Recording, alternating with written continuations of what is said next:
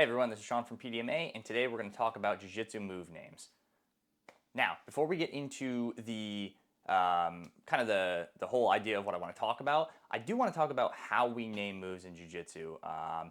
And obviously, if you haven't noticed in this video, I'm speaking English, so we're going to be talking about English Jiu-Jitsu move names rather. Obviously, your particular language, if you speak a different language, might have particular names for these things.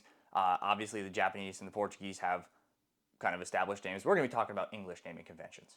So how do we name moves in Jiu-Jitsu? So if you're a competitor, you've been around the sport for a long time, you probably know a lot of this. But if you're new to Jiu-Jitsu, or if you're an outsider or like an MMA fan or something like that and are just curious, this might help you out a little bit. So one of the main ways we name things in Jiu-Jitsu is kind of after the actual mechanics of what's going on. For instance, an ankle lock. An ankle lock, you're locking up the person's ankle. Pretty self-explanatory. We do this with positions too. Side control, you're kind of in control off to the side of the person. So that's a pretty kind of easy to understand naming convention. We also do have a naming convention in Jiu-Jitsu that the names get named after a person who either invented the move or says they invented the move, or a person who was doing that move a lot, was really good at it, kind of made it popular. The most popular case that most people know is Kimura. If you guys don't know, Kimura used to do a shoulder lock where he put the guy's hand behind his back, and that's where that name comes from. We also have the Americana, which has a similar story.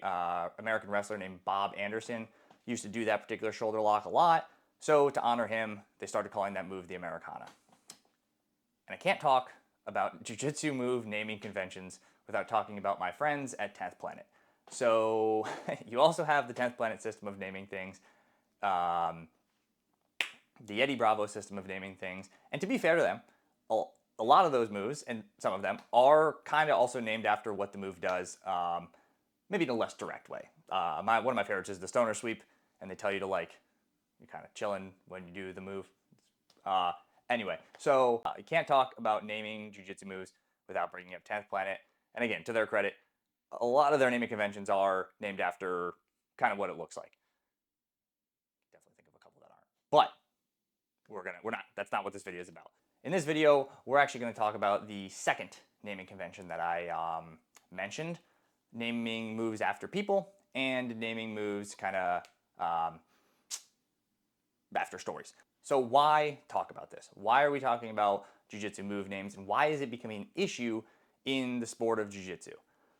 Well, the main reason here is it actually does become a safety issue. And you might be thinking to yourself, how can the name of a move present a safety issue? Well, that's what we're going to talk about. So when you go into a Jiu-Jitsu competition, those of you that have competed before, you know what I'm talking about. You're in there, and it's not really like a roll in the gym. Of course, personally, when I compete, I want both parties to be able to walk out, uninjured. I think most of us do, but realistically, you understand that you are entering a combat sport where things might happen. That being said, we do want to take steps, reasonable steps, to prevent unnecessary injuries to the competitors. So, when we talk about naming conventions, it's very important in a jiu-jitsu competition. Very important that the referee, the competitors, the coaches, the judges, everybody who's involved in that particular match needs to be on the same page about what is a legal move and what is an illegal move. So that if an illegal move is, if one of the competitors performs an illegal move, the referee knows they can stop the match immediately and hopefully prevent an injury. Now, that leads to, why are moves made illegal? Well, generally speaking, moves are made illegal for this reason, for safety. You might not agree with how some organizations claim that making move X illegal makes the sport safer, but that's okay. You don't have to agree. So the point I'm trying to make here is, for the most part, when organizations make moves illegal, they're at least claiming that we're doing this to keep competitors safe. So the obvious one that comes up is the heel hook. I'm not just talking about within the big organizations either. I'm talking about small, little local organizations, anywhere from your your local home gym tournament all the way up to, you know, IBJJF, ADCC, CGI, World, where these moves are legal and where they're not legal. So heel hooks, for example, right, those are generally, when they are illegal in competition, the argument is that, you know, when you put them on, they come on quick. They're really tight and tough to work out of, and then of course that the repercussions to not tapping can be devastating, and it comes on quick. It doesn't hurt. You know, we've all heard all this before, or it doesn't hurt before until it's too late. So we've all heard this before. So the point I'm trying to make here is that the organizations typically, again, outwardly say we're making this move illegal for safety issues, or to prevent safety issues rather. So again, where does this come back to naming? Well, as the sport grows, new moves are created, new entries to moves are created, and things can get a little, there can be a gray area created if we're not calling these moves something that everybody understands exactly what it is.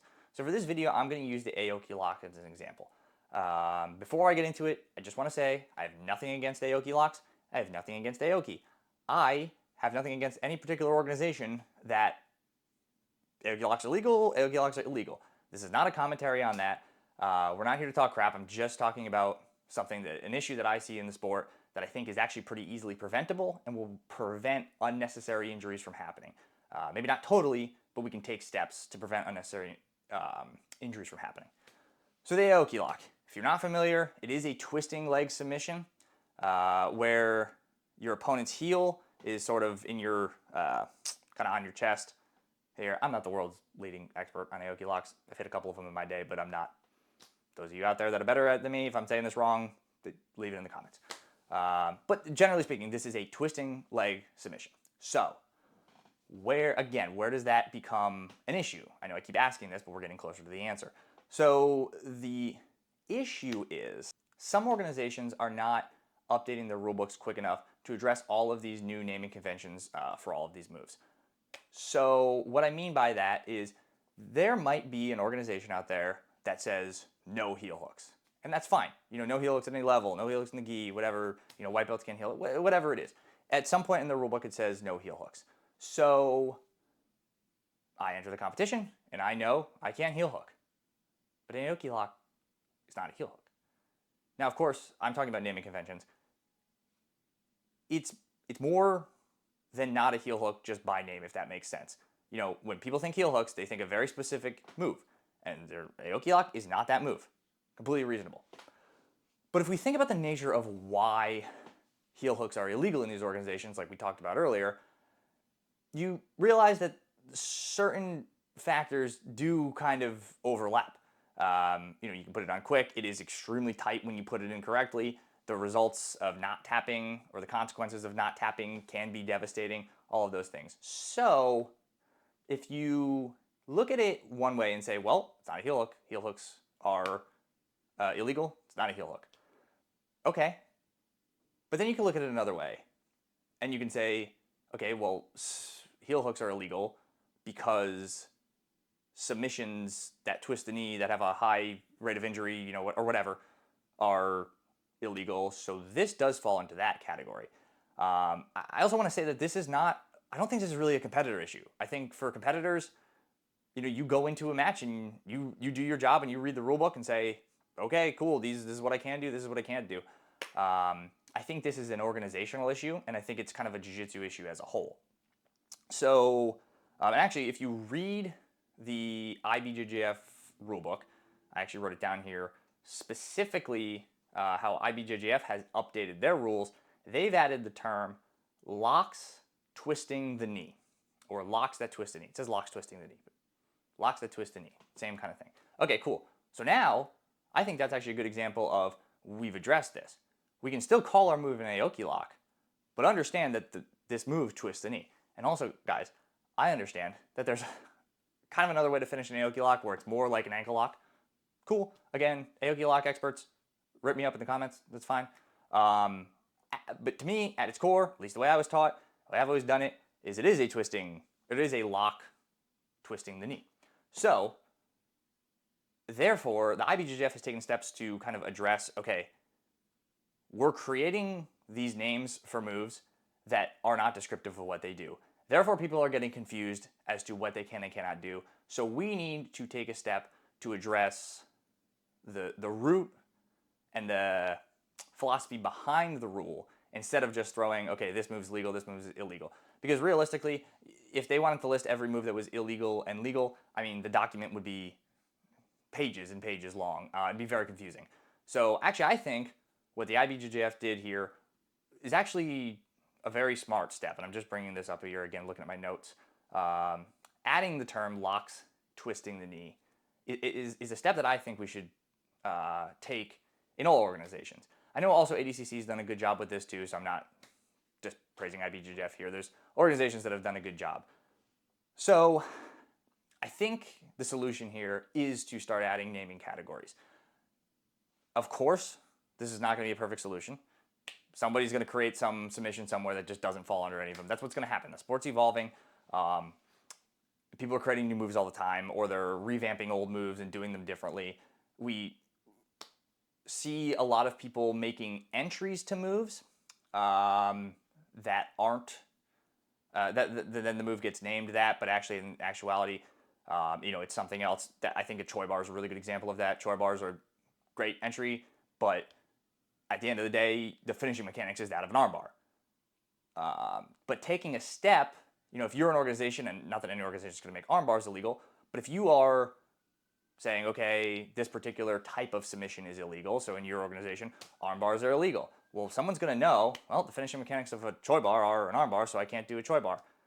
And I think that solves a lot of the issues. Again, this comes down to competitor safety. I unfortunately know somebody that this happened to recently. Again, I don't believe it was due to the maliciousness of the other competitor.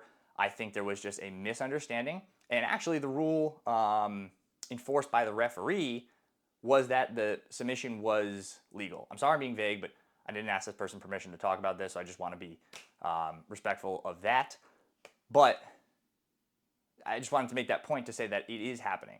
So at the end of the day, I think we need to address our naming conventions of moves. We don't have to change anything. You can still call an Aoki lock an Aoki lock. You can still, call whatever. And actually, this I think does leave room to allow what's happening to happen. In that we are seeing now more and more gyms are doing things, and I've met people from gyms in the same city as mine that call a move something completely different, or a position something completely different.